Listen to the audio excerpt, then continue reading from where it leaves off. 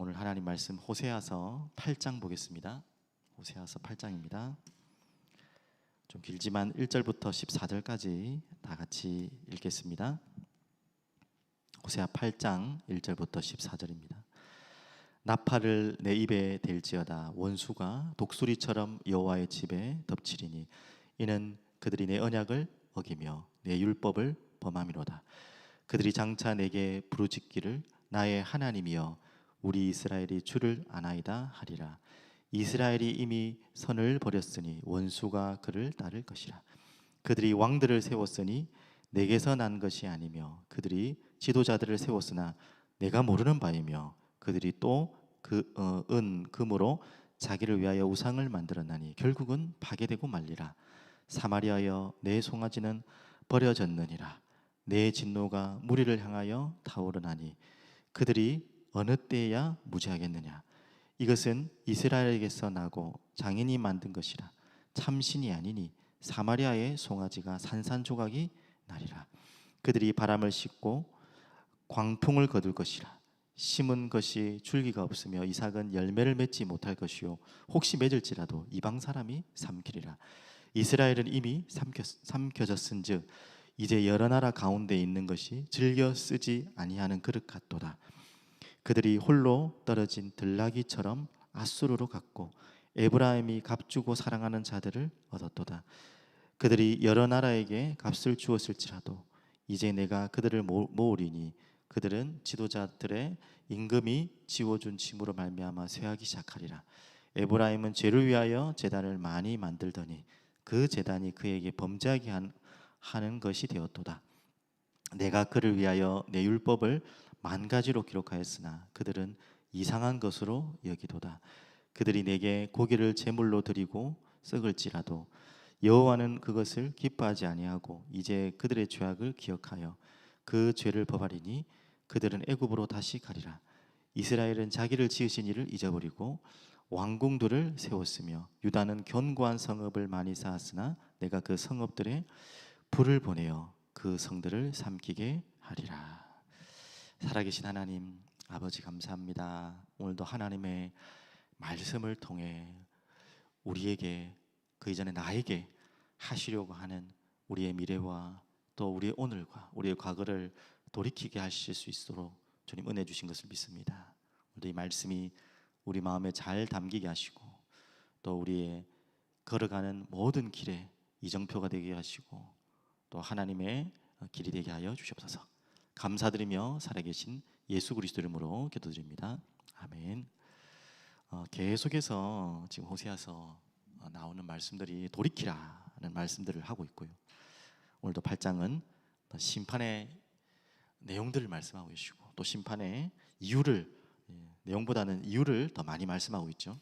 이렇게 말씀하고 있습니다. 7장에 우리가 좀 확인했던 것처럼 부르짖으라. 너는 내게 부르짖으라. 지금 이 시대는 이제 멸망을 앞두고 있는 3, 40년 이후에 일어날 일들이지만 이미 그 멸망의 길을 가고 있고 영적으로 이런 멸망 상태에 있고 실제로 아수르에게 멸망을 앞두고 있는 남유다도 얼마 남지 않았고요. 그런 시간표에 부르짖으라. 그래서 여호와께 돌아오라라는 말씀들을 7장에서 계속 하고 있습니다. 이 시간표를 놓치면 안 되겠죠. 이미 하나님께서는 말씀으로 선지자들을 통해서 돌아올 수 있는 시간을 계속 기다려 주셨어요. 근데 이 시간들을 놓쳐버린 것이죠. 오늘 여러분과 저에게도 돌아와야 될 나의 마음 분명히 있을 겁니다. 항상 말씀 속에서 여러분들이 찾아야 되고 확인해야 됩니다. 내가 하나님께로 완전히 돌아오지 못한, 복음으로 언약으로 완전히 돌아오지 못한 나의 마음과 나의 삶이 어떤 부분인지. 두 번째는 교회, 세상, 우리가 기도해야 될 부분이죠. 지도자들을 두고 돌아오지 못하는 부분들이 있다면 우리 함께 기도해야 되겠고 또 우리 교회 지도자, 특별히 세상 지도자를 두고 우리가 항상 기도해야겠죠. 그리고 우리가 기도 내용들이 후대입니다. 우리의 후대들이 돌아올 수 있도록 우리 여러분들이 그렇게 기도 제목을 잡고 그냥 기도하자 정도가 아니라 부르짖어야 될 시간표고 부르짖으라고 말씀하고 있습니다. 이제 8장은 그 계속해서 9장까지도 연결해서 나오는데요. 책망하는 부분들이 나오고 있습니다. 하나님 말씀으로 세 가지로 좀 정리를 했는데, 이스라엘을 향한 하나님의 책망인데요. 짧게만 정리드리면, 첫 번째는 좀 반복적인 그 부분에도 있지만 큰 게 이렇게 나옵니다. 8장 2절에 이제 가장 어리석은 내용인데, 1절부터 좀 보시면 나팔을 내 입에 댈지어다. 나팔, 이제 전쟁이 곧 올 것을 말씀하고 있는 것입니다. 원수가 독수리처럼 여호와의 집에 덮치리니, 뭐 구체적으로는 나수를 말하는 거지만 그 외 모든 이스라엘 심판할 세상의 나라들을 이야기할 수 있는 거죠. 여호와의 집이라는 건 성전이라기보다는 이스라엘을 말하는 것이죠. 이는 그들이 내 언약을 어기고 내 율법을 범함이로다. 자, 오늘 하나님께서 책망하시는 핵심 내용 이겁니다. 왜 이스라엘을 책망하시고 심판 가운데 하나님께서 경고하고 계시냐? 언약을 어기고 내 율법을 범함이라. 바로 이 부분이 가장 핵심적인 내용이죠. 그러면서 어떻게 이렇게 범하고 있는지를 나오고 있는 내용들인데, 2절을 보시면요, 그들이 장차 내게 부르짖는 것도 잘해야 되죠. 나의 하나님이여, 우리 이스라엘을 주를 아나이다 하리라. 이게 가장 무서운 이야기고 우리가 깨어야 될 이유입니다. 이스라엘을 주를 아나이다. 이스라엘이 뭐라고 말하냐면, 내가 주를 압니다. 이런 착각을 하는 거죠. 진짜 아는 것도 아니면서 아는 척하고 있는 거예요. 안다고 조금 더 좋게 말하면 착각하고 있는 것입니다. 안다면은 위의 말씀처럼 언약을 어기지 않겠죠. 율법을 지키겠죠. 모른다는 증거죠. 안다고 자기들은 착각하고 있는 거예요. 우리들의 서론에 아까 전에 말씀드린 것처럼 가장 경계해야 될 부분, 나 하나님을 알아요. 복음 알아요. 그것만큼 우리가 주의해야 될 게 없습니다. 우리는 끝까지 알아가는 것이고, 또 복음 속에서 하나님을 알아가는 것이고, 또 안다면은 반드시 우리가 완벽한 삶은 기대도 하지 않지만 그 아는 만큼 하나님을 사랑하고 그 사랑하는 그분을 위해서 우리의 인생과 삶이 걸어가게 되고 살아가게 되는 거죠. 그게 안 된다는 거, 그게 관심 없다는 거, 그 자체가 우리가 알지 못하고 있다는 것입니다. 그러면서 쭉쭉쭉 말씀하고 있는데, 어떻게 이스라엘이 안다고 하지만 모르고 있는지를 역설로 말씀하고 있죠. 3절에 보면 이스라엘이 이미 선을 버렸으니, 이 선은 이제 토브라는 말인데요, 하나님의 법, 다시 말해 1절 다시 말하는 겁니다. 하나님의 법, 율법, 뭐 하나님의 선, 그걸 버렸어요. 원수가 그를 따를 것이다. 이제 계속해서 이 문제들을 이야기하고 있습니다. 그러면서 4절에 특별히 이제 하나님을 모른다는 거, 그리고 율법을 어겼다는 증거 중에 증거가, 그들이 왕들을 세웠으나 내게서 난 것이 아니며, 하나님이 모든 주권자들을 세우고 인도하시는데 그들이 지도자를 세웠으나, 하나님이 세우셔야 되는데 그들이 지도를 잘 세웠죠. 내가 모르는 바이며, 전혀 하나님하고 상관없는, 기도하지 않고 자신들의 유익으로, 실제 저번에 한번 정리해드렸죠. 많은 왕들이 세워졌는데 계속 반란을 통해서, 쿠데타를 통해서 죽이고 세우고 자신들의 욕심들을 위해서 세워나가는, 특별히 7장 내용이 그 내용이었잖아요. 많은 신하들이 육신적으로 자신의 유익을 위해서 하나님과 상관없는, 물어보지도 않고 죽이고 세우고 죽이고 세우고, 계속 그런 일들이 반복되는 것입니다. 그 금으로 자기를 위하여 이제는 어디까지 왔죠? 우상을 만들었나니 결국은 파괴되고 말리라. 이러는데 이스라엘은 뭐라고 하고 있다고요? 나 하나님을 압니다 이라고 했어요. 하나님 아는 자들이 이렇게 합니까? 이렇게 지금 가고 있는 것입니다. 그러면서 5절 6절까지 어떻게 구체적으로 우상을 만들어지 나오죠. 사마리아여 내 송아지는 버려졌느니라 내 진노가 무리를 향하여 타오르니 그들이 어느 때야 무지하겠느냐. 이것은 이스라엘이 나고 장인이 만든 것이라 참신이 아니니 사마리아의 송아지가 산산조각이 나리라. 여기에 대해서 배경은 어느 정도 알고 계시죠. 남유다의 이스라엘에 있는 성전으로 남과 북이 분열됐기 때문에 내려갈 수 없잖아요. 절기 때마다 또 예배를 드려야 되는데, 그러니까 어떻게 되겠습니까? 자꾸 나라를 떠나서 남쪽으로 내려가면 안 되기 때문에 북이스라엘을 세워질 때부터, 지금은 여로보암 2세지만 여로보암 1세죠. 북이스라엘을 세웠던 그때부터 뭘 했냐면 오늘 사마리아가 대표적인 또 수도이자 그 우상을 만들어 놓고 섬겼던 곳이고, 또 대표적인 곳이 베델, 단 이런 곳에 한마디로 지형적으로 아주 우상 숭배하기 좋은 플랫폼을 만들어 놓은 거예요. 그다음 뭘 또 만들었죠? 하나님이라고 하면서 송아지, 애굽의 금송아지 같은 금송아지를 만들어 놓고 거기에다가 절하고 빌기하는 거예요. 그걸 여호와라고 또 말하면서, 그러면서 다시 말씀드리면 나 여호와를 알고 있습니다. 우리가 뭘 잘못했습니까? 이 말이에요.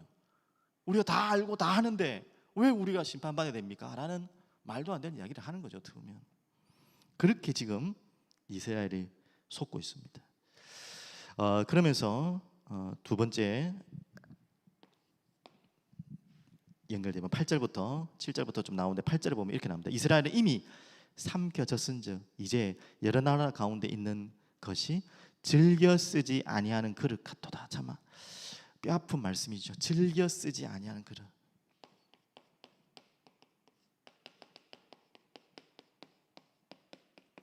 표현이 완곡하게 돼 있지만 어떤 그릇인지 아시겠죠? 아주 더러운 그릇, 쓸모없는 그릇, 쓸 수 없는 그릇. 여기에 있는 주방에서 일하시고 주방에서 또 계신 모든 권사님들은 100% 공감하는 이야기 아닙니까? 도저히 쓸 수 없는 그릇들이 있죠. 또 자주 쓸 수밖에 없는 그릇이 있죠.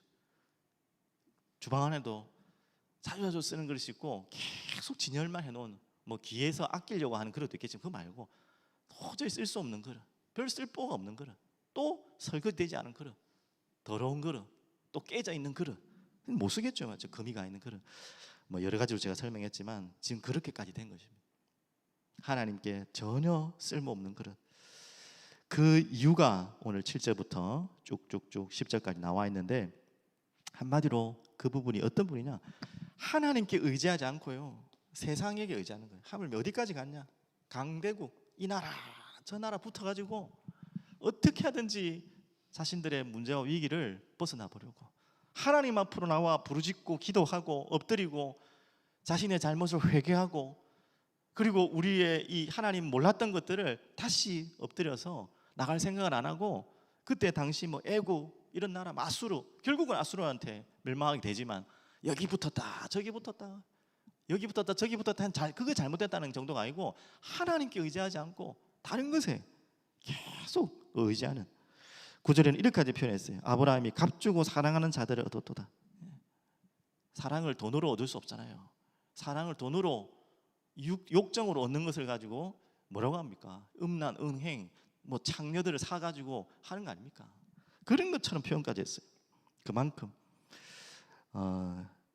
그렇게 해서 결국은 그 강대국에 의지하면서 강대국에게 완전히 멸망할 그런 이스라엘, 어리석은 이스라엘들을 뼈아프게 말씀하고 있습니다.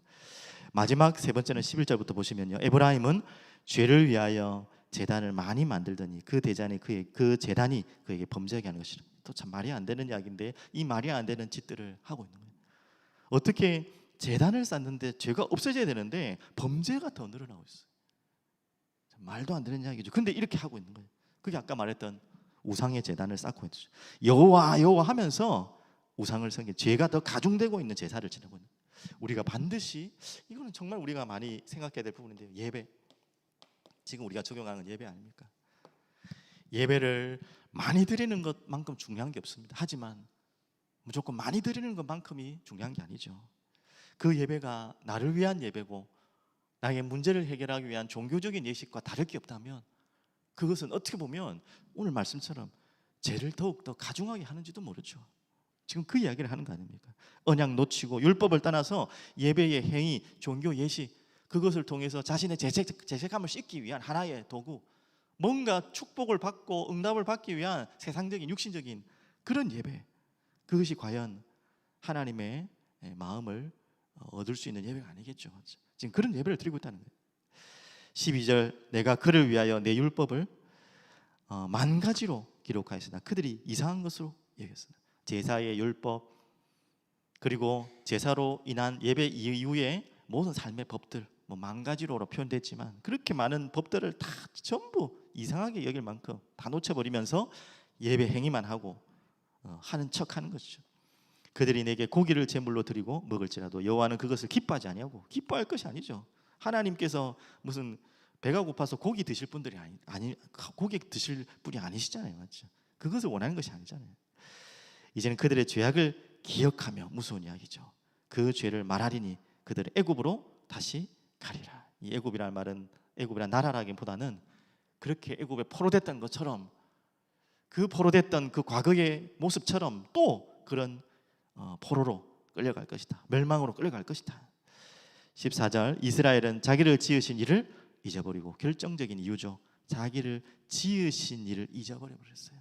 안다고 하고 그 앞에서 뭔가 예배 행위를 하지만, 제사를 지냈지만 하나도 하나님 받지도 않으시고 기뻐하지 않으시는 하나님은 이미 잊어버렸다고 하십니다. 왕궁들을 세워 자기를 지으신 이를 잊어버리고 있고요. 왕궁들을 세웠으며 유다는 견고한 성읍을 많이 쌓았으나 아무 필요 없죠. 내가 그 성읍들에 불을 보내어 그 성들을 삼키게 하리라. 최종 심판을 말씀하고 있습니다. 곧 그렇게 되어질 거고요. 결론으로 다시 말씀드립니다. 너무나 장들마다 묵상을 하다 보면 왜 이 똑같은 이야기를 또 합니다. 9장 내일 또 할 겁니다. 반복해서 계속 합니다. 우리에게 반복이라는 말은 두 가지 의미가 있죠. 너무 중요한데 말을 안 들을 때, 또 너무나 시급하기 때문에 다시 한 번이라도 더 경고의 의미로 계속해서 반복합니다. 듣는 자들에게는 잔소리 같고 답답하겠죠. 뭘 했던 소리를 자꾸 하냐. 우리가 아침마다 여러분 부모로서 자녀들에게, 뭐 손자들이 계시는 손자들에게 말하자. 길 조심해라. 또 뭐 조심해라. 밥 잘 먹어라. 잘 챙겨 먹어라. 뭐 이런 식으로 잔소리 아닌 잔소리를 많이 하는데, 그만큼 매일 해도 부족하지 않을 만큼 중요하다는 이야기고, 또 그것만큼 또 시급한 게 없는 거죠, 맞죠? 그런 것처럼 우리에게 반복이라는 것은요, 계속해서 우리가 알아야 되는데 가볍게 생각하고 있거나, 말을 했는데도 말을 안 듣거나, 그럼 또 해야겠죠. 잔소리 같이 하지만 말을 했는데 말을 안 들어. 그 모습 그대로 있는 거예요. 그러니까 또 반복하는 거죠. 계속해서 이 호세아를 통해서 반복의 메시지 나옵니다. 그 결론 이거죠. 여호와께 돌아가자. 돌아오라 말이죠. 그래서 다시 말씀드리면 힘써, 그냥 아는 게 아니고요. 여호와를 알자. 이스라엘은 자기들은 여호와를 안다고 했지만 하나님 모른다는 거예요. 그런데 자기들은 알고 있는 것으로 착각하고 있죠. 안다면 어떤 의미죠? 사랑한다는 말입니다. 알면 사랑할 수밖에 없고요. 그렇게 사랑한다면 사랑하는 그분의 말씀과 율법을 행하게 돼 있겠죠. 그런 의미에 우리의 의지와 노력으로는 불가능하기 때문에 하나님이 하게 하실 거라는 거죠. 그래서 조금 더 정리하면, 여러분께 또 저에게 같이 드리는 메시지인데요, 절대 하나님 외에 사람 의지하지 마십시오. 아유, 우리야 여러분들은 안 그렇겠지만 나도 모르게 그럴 수 있어요. 어떤 것도 의지할 것 없습니다. 우리가 기도하고 또 한 존중해 줄 대상들이지 의지하고 다를 필요 없어요. 여러분들이 그 부분을 절대 잊지 마십시오. 교회에서는 제일 속을 수 있어요. 좋은 거지만 또 그게 독이 될 수 있습니다. 목회자, 또 아주 유능한 목회자, 의지할 대상이 아닙니다. 절대로 아닙니다. 그냥 우리가 기도하고 함께 우리가 존경하고 또 사랑하고 그럴 존재지, 거기에 절대 의지할 필요 없어요. 세상의 지도자는 말할 필요도 없고요. 많은 우리 후대들 이제는 뭐 문화잖아요. 문화가 그냥 왕이잖아요. 그 문화에 특별히 뭐 연예인이라고 할 수 있겠죠. 이런 누군가를 따라가고 의지할 필요가 없고 그래서는 또 안 됩니다. 또 어디로 돌아오라는 말입니까? 여호와께 돌아오는데 구체적으로 말씀으로. 종교교육의 모토가 바로 이거 아닙니까? 오직 복음, 오직 말씀으로 돌아오라는 거예요. 그때 왜 그렇게 했겠습니까? 아니 말씀을 읽을 수 없도록 만들어 놨잖아요. 글 자체도 못 읽고 하물며 사제들이 풀어줘야 되지만 읽어줘야지만 알 수 있는. 그래서 깜깜이가 돼버려요. 깜깜이가. 사제들이 하는 말이 다 맞는 걸로 착각하고 있어요. 그게 이제 개혁된 거 아닙니까? 그 개혁 중에 가장 중요한 개혁이 성경을 번역했잖아요. 누구든지 읽을 수 있도록. 그게 종교개혁의 가장 큰 시간표입니다. 그 시간표에 맞게 인쇄술이 하나님의 시간표였겠죠. 절묘한 발달하고 발전한 그때에 이게 풀린 것입니다. 결국은 하나님이 원하시는 게 뭐냐면 모든 하나님의 백성들이 말씀으로 돌아오라는 거예요. 사제만이 붙들고 있던 그 말씀, 자기가 마음대로 해석할 수 있는 거예요. 그러니까 면죄부도 말이 되는 거예요. 뭐 사제가 그렇게 얘기했으니까 그런가 보다. 면죄부를 통해서 구원받을 수 있나 보다. 그렇게 내 죄를 해결할 수 있나 보다. 그런 말을 듣고도 아멘하고 따라올 수밖에 없던 게 말씀에 깜깜해서 그런 거예요.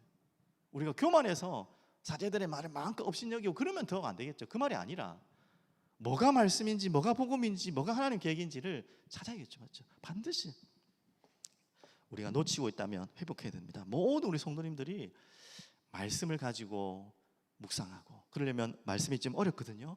그래서 말씀을 다시 배우고 하나님이 어떤 의도로 이 시대에 이 말씀을 하셨고 그러면 그 의도의 그 시대와 지금 시대 다르잖아요. 지금 나에게 이 시대에 하나님이 나에게 주신 말씀은 뭘까? 그렇게 찾아나와요. 절대 우리 뭐 강단을 무시하거나 주의 종의 메시지가 필요 없다 이 말은 절대로 아니고요. 그건 너무나 중요한데 여러분이 반드시 확인할 수 있어야 돼요. 그게 안 되면요 우리가 많이 속습니다. 그래서 이 부분을 여러분 하시고 마지막 세 번째는요 새로운 시작입니다. 중요한 오늘 이스라엘에게는 하나님께서 경고하는 말씀도 있지만 새로운 시작을 예비하시려고 하는 것입니다. 안타깝게 이스라엘은 못 알아들었기 때문에 이제는 아까 애굽으로 가겠다는 말씀 나온 것처럼 포로로 또 멸망으로 가겠지만 하나님은 그것을 마무리하시고 끝내려는 것이 아니라 뭘 위한 거죠? 새로운 시작을 위한 경고였습니다. 또 그렇게 아수르 북이스라엘은 끝났지만 남유다를 통해 이어가서 또 70년 이후에 하나님 새로운 시작을 하시잖아요. 여러분들에게 하나님이 우리에게 주시는 말씀은 새로운 시작을 하시겠다. 어떤 일이 있어도 하나님이 떠나셨나 보다. 이스라엘 백성들은 착각할 수 있겠죠. 하나님이 어떻게 우리가 이렇게 당하는데 가만히 있겠냐. 자기 잘못을 아무것도 모르면서 자기가 놓친 것을 모르면서. 근데 하나님께서는 버리신 것이 아니라 끝내시는 게 아니라 새로 시작하자는 거예요. 하나님께서 이 새로 시작한다는 것에 대한 여러분의 기대를 절대 놓치지 마시고 이런 경고와 심판을 하시고 못 알아들 때는 결국은 무너진 이후에 하나님이 새로 시작하시려고 하는구나. 이 하나님의 음성을 꼭 놓치지 마시고 귀 기울이시고 기도하시는 여러분 되시기를 축복드리겠습니다. 우리 한번 기도하겠습니다. 오늘 호세아서 전체를 통해 우리가 붙잡아야 될 내용이죠. 여호와께 돌아오고 힘써 알고 그래서 여호와를 이 복음을 정말 말로만이 아니라 사랑하고 또 그 복음의 사랑 안에서 내 인생을 살아가고 또 전도자로 살아갈 수 있도록 우리 같이 기도했으면 좋겠고요. 정말 하나님 우리가 어떻게 하나님께 돌아야 될지 하나님만 의지하고 말씀으로 돌아오고 새로 시작할 수 있는 기회를 우리에게 허락해 달라고 우리 같이 합심해서 기도하시고